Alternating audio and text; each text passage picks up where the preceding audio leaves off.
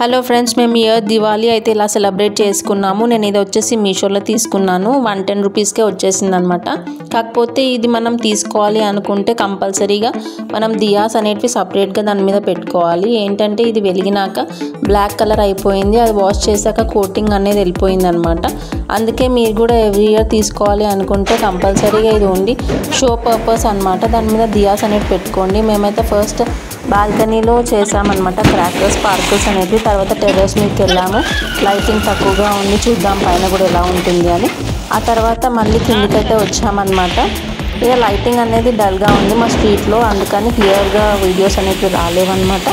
కాకపోతే pollution pollution అనేది చాలా ఎక్కువగా ఉంది, అందుకే మేము మాస్క్ అనేది పెట్టుకున్నాము. అది లోపలికి వెళ్తే ఇట్లా దగ్గర అనేది వస్తుందన్నమాట. అందుకని మీరు కూడా కంపల్సరీగా క్రాకర్స్ ఎప్పుడైతే ఇలా కాల్చాలనుకుంటున్నారో కంపల్సరీగా మాస్క్ అయితే పెట్టుకోండి. పిల్లలకి కూడా రూల్స్ అనేవి చెప్తూ ఉన్నాను అనమాట, మాస్క్ పెట్టుకోవాలి కంపల్సరీగా అని. అది లోపలికి వెళ్తుంటే ఇట్లా మనకు అసలు కాఫ్ అనేది ఆగట్లేదు అనమాట. అందుకోసమే మేము వీలైనంత వరకు మేము సేఫ్టీ మెజర్స్ అయితే యూజ్ చేసాము క్రాకర్స్ కాల్చేటప్పుడు. ఈసారి మేమైతే క్రాకర్స్ చాలా బాగా సెలబ్రేషన్ అయితే చాలా బాగా చేసుకున్నాము. ఇంకా అందరము మా అత్తయ్య, మామయ్య, నేను, మా హస్బెండ్, ఇంకా మా పిల్లలు చాలా బాగా అనిపించింది అనమాట. కాలనీలో కూడా ఫుల్ కాల్చారనమాట.